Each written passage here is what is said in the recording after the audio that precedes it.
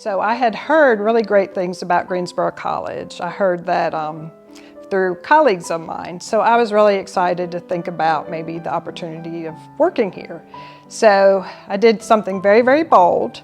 I actually wrote an old-fashioned letter via email to the president of the college. Then I was hired, so the rest is kind of history. My favorite part is honestly, it gets right down to two things. The students, of course. Anytime I got to teach in the Define Your Path class, I absolutely love that and enjoy the students. And then the other is colleagues, just the camaraderie and the support that your colleagues give you. At first it was just reconnecting with family and friends and, doing that type of thing. But then it became more intentional. Like I just want to, find the joy in ordinary things. And so the ordinary things will be like riding my bike or watching my great-nephew play basketball or going for a walk, with my husband, with our dogs. So just kind of the ordinary things are the things I'm embracing now, just being more intentional. I really miss all my friends here at Greensboro College, all my colleagues. I miss going to the dining hall and chat and have fun and goof off. I just miss those type of things. I just feel young again when I come and get to visit all my friends.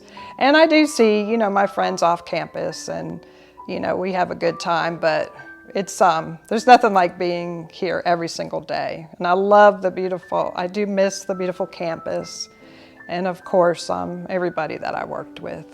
At Greensboro College, there's kind of a pride in everything that people do. When you see people at their jobs and working and with students and teaching students, there's such a pride that goes along with that, and I don't think that could be emulated anywhere else.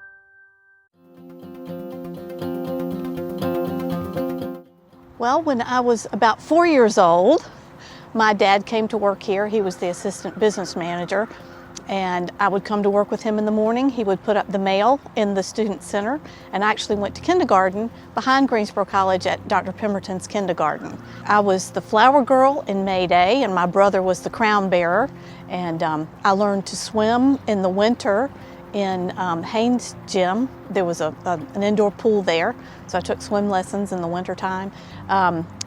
A lot of the faculty and staff children were over here a lot for basketball games and performances in Odell. Dad started the Planned Giving program here in 1974. When I came on as vice president in 2015, a lot of those gifts were starting to come to the college. Sort of coming full circle and finishing my dad's work was wonderful. It was a wonderful highlight. I was a student. I graduated in 1981. I was an English major. I am a lifelong learner. I learned that at Greensboro College. And over the years, I've been very fortunate to stay in touch with a lot of GC people. I still have lunch with Dr. Willie Taylor, who taught me, she was the coach of the Aquabelles. And until just a few years ago, when he passed away, I would see Dr. Glenn Grayson. I've been consulting, so I'm getting to help other nonprofits around the state of North Carolina, and it's rewarding. Fridays are my mom's day, and I take her to get her hair done and whatever errands and doctor's appointments. So I have a lot more family time. I miss the people that I would see every day. But I've had some lunches and dinners and things with people. I stay out of the business part of it. I just like to catch up with them and see how things are going in their life. I love Greensboro College. It's a part of my family. It's a part of my heart. Being here on Front Campus feels like being home.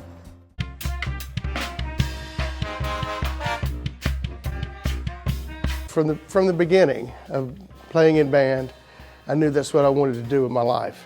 I wanted to bring what this instrument had brought to myself, this inner joy, this sense of peace, and this incredible life that I see some musicians living. It's hard to put into words, but it just brings a lot of joy and inspiration. I wanted to make a living playing music. And I played all kinds of shows behind lots of celebrities, played the Holiday on Ice show, the circus. In fact, I was, I think, 19 when I played the circus the first time, Ringling Brothers, Barnum and Bailey. As soon as I graduated college, I got called by Eastern Randolph High School's principal, and he said, we would like for you to come interview for this band directing position. So he offered me the job, and I stayed there 20 years and ended up having one of North Carolina's finest band programs. And then after 20 years, basically back 19 years, I got a call from Dr. Jane McKinney, and she said, we want to start a band program here at Greensboro College. 2001 is when I came to Greensboro College, and we started the first marching band. Over the last 20 years at Greensboro College, I've directed the jazz ensemble, wind ensemble, and the marching band, and the pep band, and brass ensemble. I missed the time in the classroom. I mean, the time that I spent in this classroom with the students is priceless. I'm enjoying my retirement. I'm still playing a lot of music. I'm pretty busy. I'm not sitting around like some people may think. There's a lot to be done. There's a lot to do at my home that I didn't have time to do before. So I'm enjoying that. My wife and I are traveling some, and I'm teaching some private lessons. And I am also the director of the Gate City Horizon Band, which is mostly retired folks. So I'm staying real busy and enjoying life and hoping the best for Greensboro College, and well, I'll just keep on keeping on.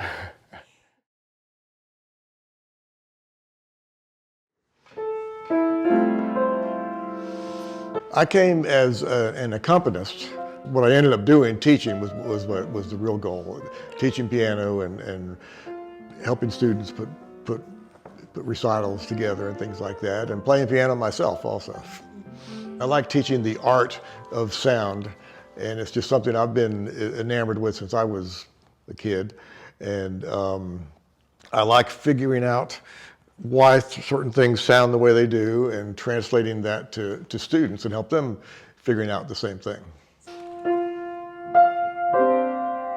We've had some really talented students come through here, and we're not a big school, so it's been rewarding to help out not only the really talented ones, but some of the ones that come here and they're not sure what they want to do, and they may not have a whole lot of musical aptitude to begin with. They may not even have much of an academic aptitude, but they work hard, and you work with them and you see them mature into, some of them have become really good music educators. Well, I'm going to keep playing. I play every Thursday at O. Henry Hotel. I'm the music director for that, so that's pretty involved because we rehearse every week and I'm booking and all that kinds of stuff. And then I play every Tuesday with a jazz trio in Winston-Salem at a cocktail bar called Tate's. So I'll keep doing those two things, and then other gigs come up occasionally. I'll be able to do more things like that. I'm going to travel a lot, spend some time with my wife. That lots of times I'm locked away practicing and things like that, and so it'll be good to get to know her again. And we have a grandchild now, so spending a lot of time with him. What am I going to miss? This room. I've loved this room. I've been here for over 30 years now, and two pianos, a desk, and it's kind of become a second home to me. So I'll miss that. I'll miss the people too, but I'll really miss this room.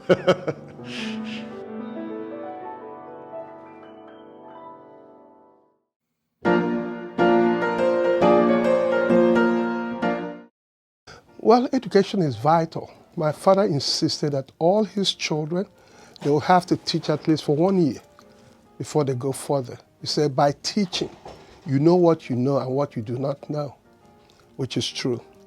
Education, you're changing lives, you're connecting with kids of younger generation, and things like that keeps you going, and I enjoy it, so no regrets. I came to Greensboro College, and I saw this campus was so manicured and beautiful. I said, man, this is nice. I've not seen something so beautiful. And when I joined, my mission was to sever political science from history. And I did that and created the Department of Political Science. And ever since, I've been the chair, the professor, and the overall of that department. So it's still a one-man department, but it's very good. I'm not retiring. I'm changing tires. So maybe this time my tires will be Sears. It could be something else. But it means a lot for me in the sense that I could finally do something else. I want to be committed to producing food. I believe that food is the key. I'll be back home. I'll practice law. I'm a barrister in part-time, not full-time. And then I will own farms. One of the farms that I intend to own is a goat farm. Goat. Because goats, you do not need much to feed them. Turn them loose, they eat everything. And then you have good meat, organic meat. So that's my game plan. Part-time, maybe 3 months, and come back here and stay 7 months. Do that. But I'm not staying in Nigeria permanently. It's been a good ride, so I've seen it all. The end goal is that people will look back and say, here is a man that came. This is 1987. Stayed and has been the only black faculty member, male. So when I look back, sometimes you have to challenge the status quo. You have to ask questions. You have to have something behind so you can always look back and say, yes, this was worth it.